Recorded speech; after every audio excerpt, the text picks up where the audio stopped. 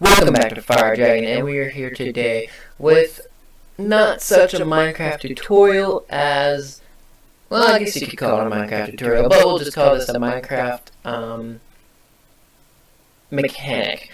So today I'm going to be showing you guys on how the block update detector, which is now known as the observer block, or well, I should say it is known as the observer block, and it basically what it is a block update detector.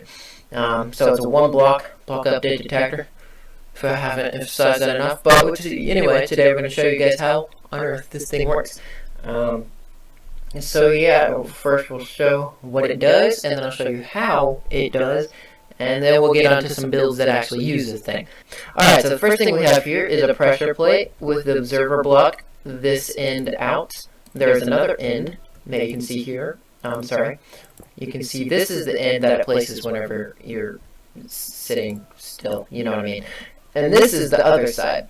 This side is the one that outputs a redstone signal, and this one is the one that takes the block update, basically. So, what we have triggering this block update at the moment is a pressure plate, which works, and you can step on it, it'll trigger it. You can unstep on it, and it'll trigger it again. You can also use a button for this, and obviously a block update, removing and placing blocks does that.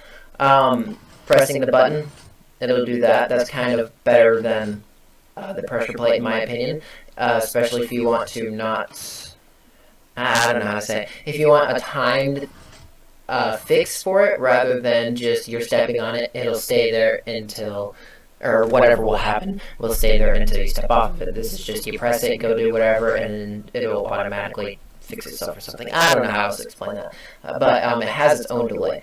And you can also, in my opinion, this is the best version of triggering whatever other than actual blocks, you know what I mean? But string works as well. So you don't even need tripwire hooks, which is absolutely amazing in itself. But you can just step on the string and step right off. You can step off as quick as you can. Like with the pressure plate, you have to wait for it to come back up in order to step on it again. This one's pretty fast. You can step on that basically instantly. And that's very helpful, and it's basically invisible, especially if you place the right blocks behind it, and below it, and all around it. But yeah, so I'll show you guys here what I have hooked up here. So we have the redstone signal coming out from whatever is over there triggering it. And I have it going directly into a repeater, but it can go directly into one piece of redstone. That's not the way it's supposed to be placed. But you can have it, normally you would have it go into one piece of redstone. And then if you have two pieces of redstone, technically it won't work because the observer block detects updates only up to one pulse there. You can see the redstone barely lighting up, and it doesn't go any further than one. So you would need a repeater after this, or what you can do is leave this block empty, because this redstone will trigger this block to realize that that's updating, and so essentially this block will have block update. And you can just place another one of these, except this way, where it's detecting this one, which is realizing that this is doing something, and then have it go back out. And you can continue that on, doing that pattern for however long you want, and do this. And just to show you guys, you would do, as soon as I grab a piston, just to show you guys that it works, you would remove that, and you can hear that piston moving. Let's see if we can get it in view. Yeah, there you go. You can see over there the piston moves due to this. And because apparently a block, an observer block, has a 0-tick pulse, which means that it takes literally 0 time for it to transfer its signal. If you continue doing those things that I just showed you, I don't even know if those have a name yet, but you can continue doing those on literally infinite, and then it will have a redstone signal from this end, or from one end, and have it sent to the next end in literally like less than the blink of an eye, no matter how far away it is, and which is really amazing. And Snow, please stop it. You're messing up my stuff. Alright, so now I'm going to show you a couple of pretty cool things that you can do with this, And at least one thing that you cannot do with this. First, we'll start off with the Minecraft elevator, which I give 100% full credit to Suzume Void for coming up with this idea. I will actually leave a link down in the description as well as an annotation on screen to his video to show, for you guys to see his video, because this idea came completely from him, and I probably wouldn't have thought of it myself, but I decided to make a video over it because why not? It's included with the observer block. So I'll show you guys my version of it as well as his version of it. And it really is just his version of it. I just added one single thing, and you'll see here in just a second what that is. Alright, so the Minecraft elevator, how this thing works, you have that string there, basically using the same thing I told you about right over in this area. And so the string, you step on it, and then it pulls you up because of the glitch where pistons can push down on top of you, and then whenever they pull back up, they'll pull you above them. It's really weird, but I don't necessarily think it's a bug anymore. Either that or it was an unintended bug, which turned out good for Minecraft developers because it's cool. But they haven't removed it yet. Hopefully they won't. It was a bug as of 1.10, so we're just getting to 1.11. Voice. We're just getting to 1.11, and so it hasn't been fixed yet. So we don't know if it's going to, but I don't necessarily think it counts as a bug. But anyway, so what you do is step on that, it pulls you up, and you have this observer block. It's detecting that you stepped on it. It's sending it through to this block, and this observer block here is realizing that something is being sent into this block, and sending a signal into this one, and so on, and then it sends out a signal into a piston, this piston to be exact, and that one shoots down and pulls you up, and then you get sent on to the next one, which has a tripwire string right above the piston, so whenever you get pulled up to the top of the piston, you step immediately on top of the string again, and you get pulled all the way up, and until you get pulled to the very top of wherever you want to be pulled. And because the observer blocks have a zero-tick pulse, it happens extremely fast. You can literally scale from the bottom of the world to the very, very top of the world, the 256 block limit from bedrock, and it would be ridiculously fast. According to Suzume's video, it is 30 blocks per second. Of course, I have not tested that myself because I am lazy and stuff like that. But I'll show you it working right here. So I just step onto it. Wow, I'm smart. I have to actually step onto it. Yeah, there we go. That reason, Suzume uses a pressure plate for that, so that way it has a slight, a very minuscule delay, so that we have more time, so you can just walk onto it without being pushed back by the piston head. If you run onto it, it works fine though. But my edit that I made, which I can actually, son of a gun, what I'll show you here is I have a pressure plate here, and this observer block detects whenever you step on it, has a slight delay, and then has a piston push you directly into it. So you can see here, it pushes you into the little area where you'd be taken up, so that way it doesn't have time to push you out away from it, because that's pushing you into it at the same time as that one's pulling you up. Pretty much is how it works. And I have this design over here. It's just a much polished and a taller design, just to show you how fast it is. So you can just walk onto here, and it'll pull you extremely high up. And it's really simple, like I said before. You can have blocks here. It doesn't have to be blocks. It can just be an air block, evident by this happening. But it's extremely small. It's literally a 2 by however tall you want it. Well, technically 3 if you count the area that you're going up and the pistons and stuff. But it's extremely easy to make. In survival mode, it might be a tad bit harder just because of the way you have to place these things, which is really annoying. For the first one, you have to go underneath this, because you can't just place the observer block like that. You have to do it underneath it, place it there, and then place your blocks back wherever you want them. But, so yeah, that's it. And like I said, you can place blocks there if you want to, but you don't have to. Alright guys, next we have my own contraption that I designed myself, which is actually, I think, pretty useful, kind of at the least, and you might want to build this one. So this uses observer block, obviously, because that's what this episode is about, but it's basically a trap for either mobs, if you want to have, like, you're standing out here, this is the outside the landscape of wherever on Earth you're running from. You run through here, and your house is over on this side, and your door's right here, and you enter, and your gigantic mansion or whatever you have built is there. And this is a little gateway to keep enemies and or other players from entering your house. So first, I'll show you what it does. You can see the string there, and it's seriously hard to see. Like, it really is hard to see. Now, you can see the observer block and the piston, which you don't even have to have the piston showing. You can have the piston put a block back, and it push a block forward. But anyway, what it does is you run through, and it'll push you off into the side. And this can be avoided, actually, by barely shifting and going into it. It'll push you into the wall, and you'll still be stepping on the string, so it won't have another update until after you're off the string. And you can buy it, and you can either use that as a method so that way you can get through it, or what you can do is add one of these right next to it, and preferably another third one right next to it with the string down, so that way it's extremely hard to get past. And make sure you extend your pit of lava as well, or whatever you're wanting to fall into.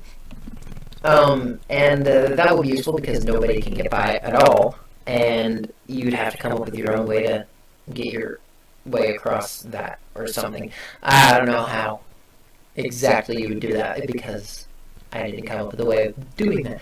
But with this one way, you can do it like that. And if you have two of them, the players can just sprint, and sometimes you kind of have to know about it, and you have to be kind of slightly more skilled than I am. But you can run and you can jump, and you can get past those two. Which actually I have one not over here, it's over. So I have the 2 one right here. And you can see, like I said, yeah, you have the 2 one right here.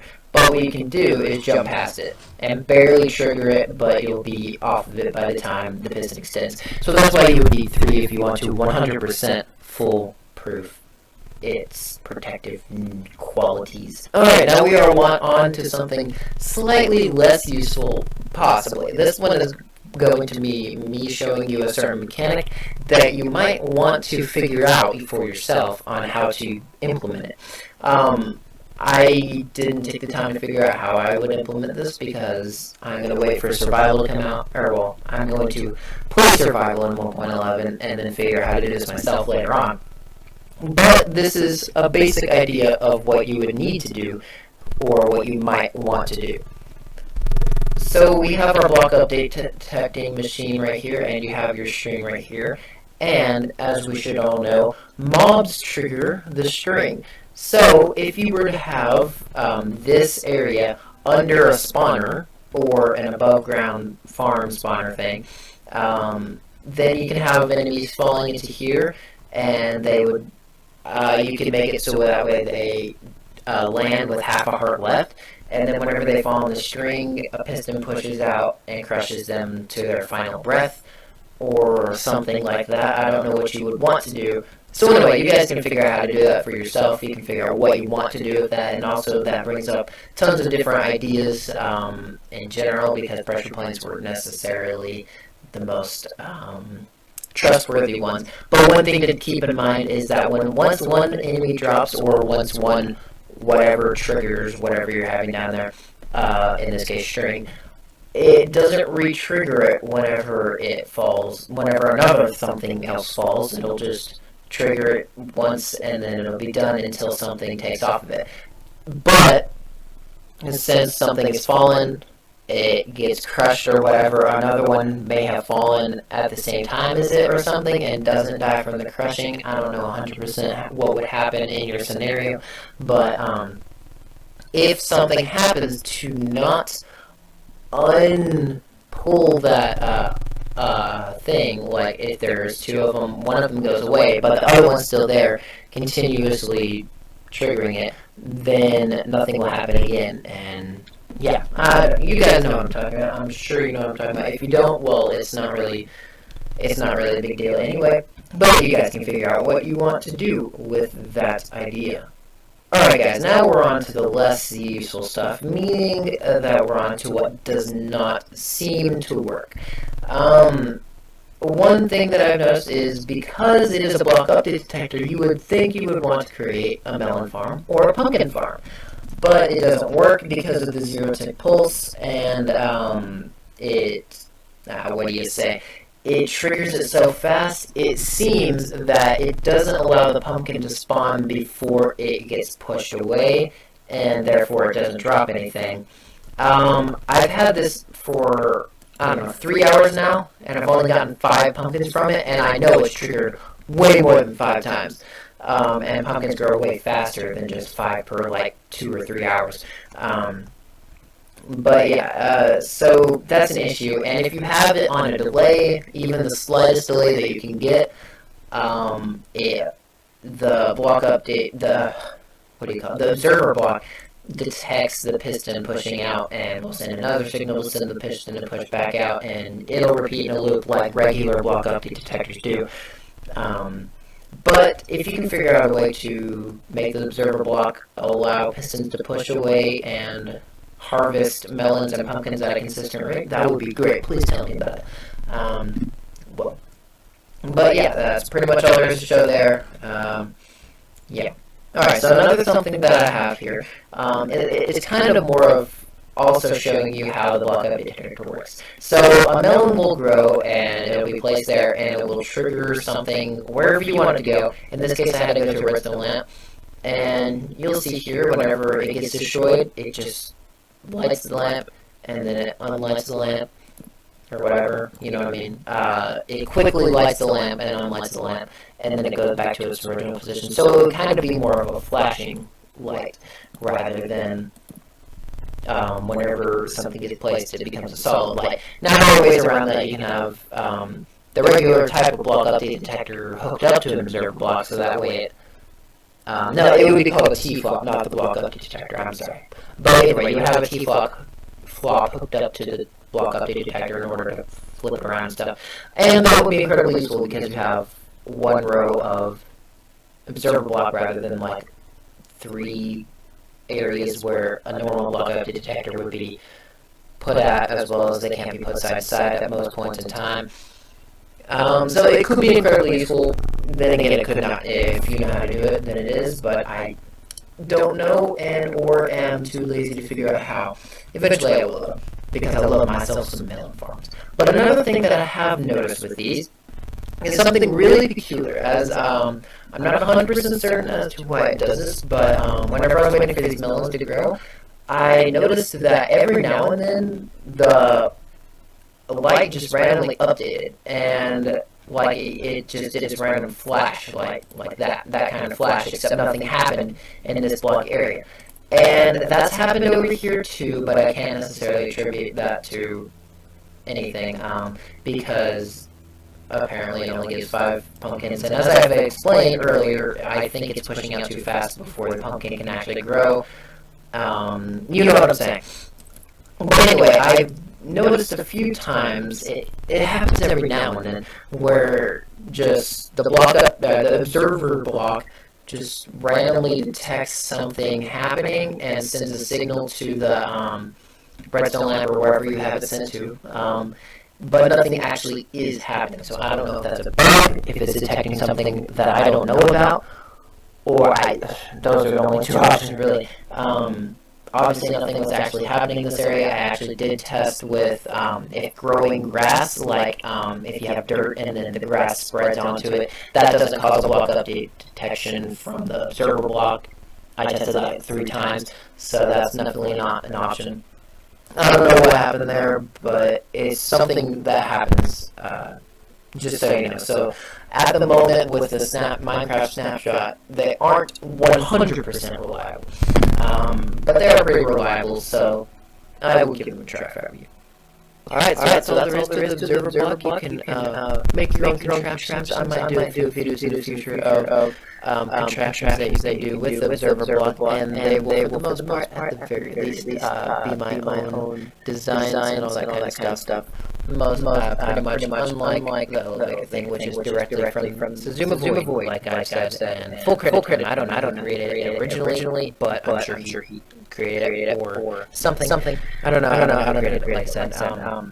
but as void is where I saw it. So thank you guys for watching, and I hope to catch you on our next Observer block updates.